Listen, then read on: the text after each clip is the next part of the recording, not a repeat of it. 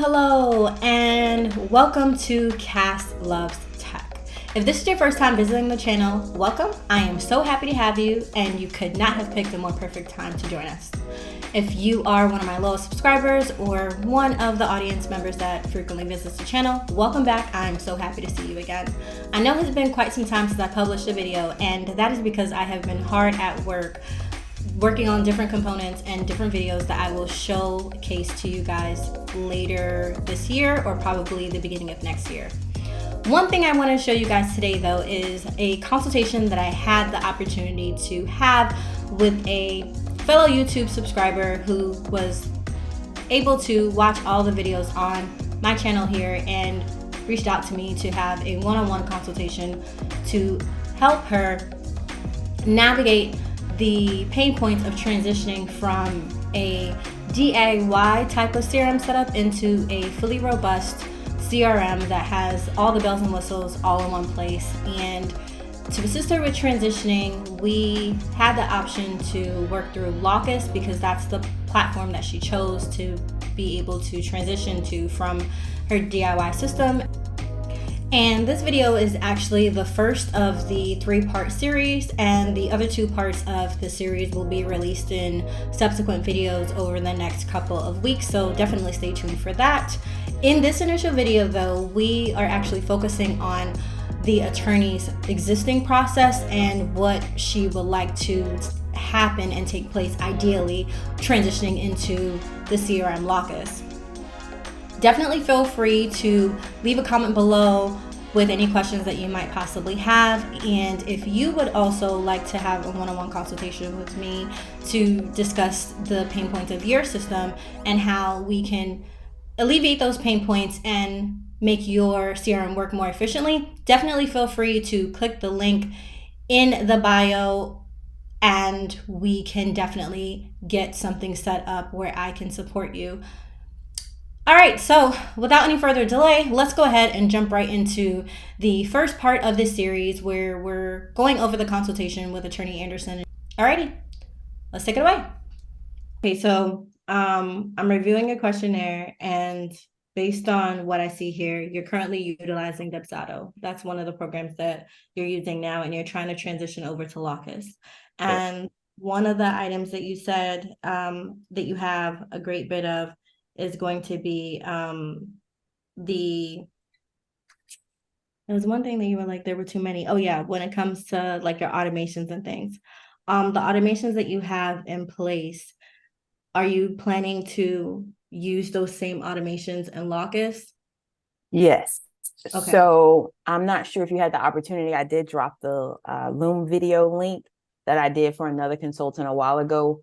Some things have, of course, been modified, but the concept, of course, is still the same. So we have, of course, the marketing to call the lead in. Once the lead get called in, they can either complete the form on the website, or they can, I've sent them the link for the same Dubsado form. And then once they complete the form, they're automatically redirected to the Calendly. Once they create their appointment and pay for their consultation with me, Calendly, I have zaps. So then that zap will create the lead, will trigger them joining my newsletter. Once they created the form, it created a lead matter, in Dubsado. Just jumping back, consultation, proposal sent. If they book, then I get a text message via Stripe. And that's how I know the automation has already triggered in the back end to start telling my team. Dubsado will send it in Slack. And then my client experience will trigger the welcome workflow that sends out different series of videos and emails, and then the intake form. And then Dubsado has reminders on, hey, we haven't got your intake form, the if then, after this and that type language. So I want to take a lot of those built out workflows and Dubsados and translate them to Lawcus, but I want to improve them because they definitely served me well when I was a single solo dolo. But now that I have a team, I need them to be refined for Lawcus to not only alert me, but alert the appropriate team member, sort of how you had in the YouTube video. So I was very intrigued with that. Hi, this is going to send a task alert to this individual. And then they're not going to be able to, the matter is not going to be able to move forward until they do something. And that's what I'm looking for. And to be able to view all of that at a command feature, very similar to Trello, because I don't want to have to go into Dubsado and then translate the copy and paste the same message for production purposes in Trello, then turn around and have to copy paste it in Slack. Because right now I'm using Slack as like a hub. It's our internal communication hub. So I have alerts and things in certain channels that kind of lets me know where matters are. But I want to make it smooth to where the data is housed in kind of one centralized area if I can. That was a lot. No, it wasn't. We're good.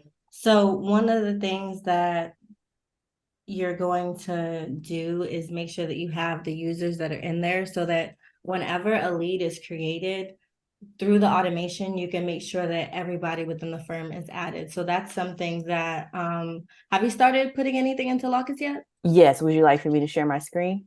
Yes. Let me give you privileges to do that. I was going to share mine, but it's better if you. Okay. Go ahead.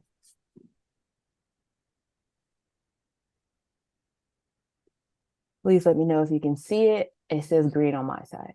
I definitely can, yes. I can change it to white if this is too dark. No, don't worry about it. Okay, perfect. Okay. All So right. of course, as you know, this is the whatever you, I don't have to tell you. Tell me what you want me to do. Okay. So one of the things that we can do is, do you have any other users in here aside from you right now? Yes, I do have one. Her name is Brittany. She's my client experience person. Okay. If you go to manage organization,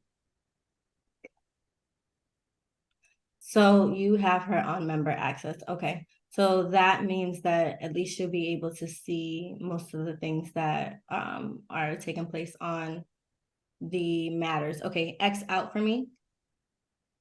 Is if I have a contractor working for me and I want to be able to do the same thing, I guess I have to add them as a member, right? That person you would need to add as a member, yes. And Oh.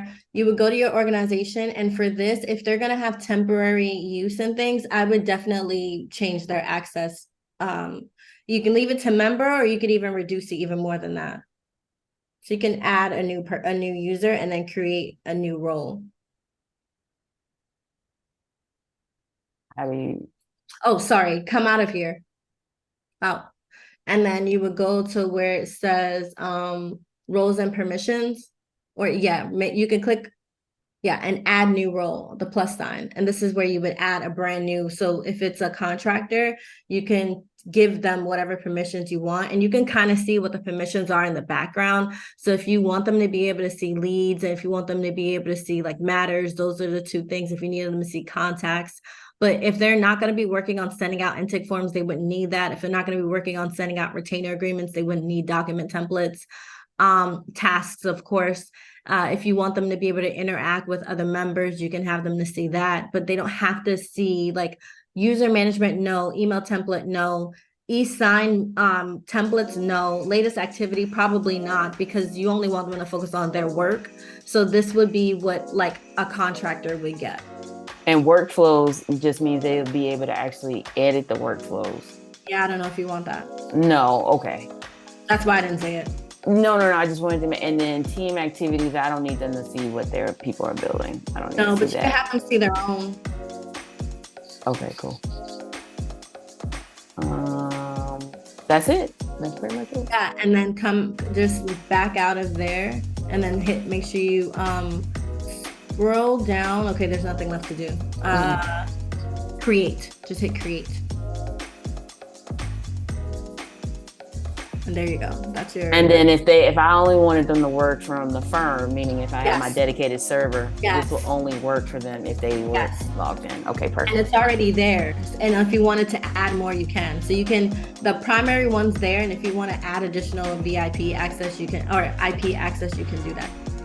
All right, guys, so that pretty much sums up this first initial video of the consultation between me and attorney Anderson. I hope that you found this video helpful. Definitely feel free to leave a comment below with any questions that you have, or if you'd like to send me something a little bit more private, you can definitely send me an email. The email address is within the channel, so you can get in touch with me via email and I can answer your questions there.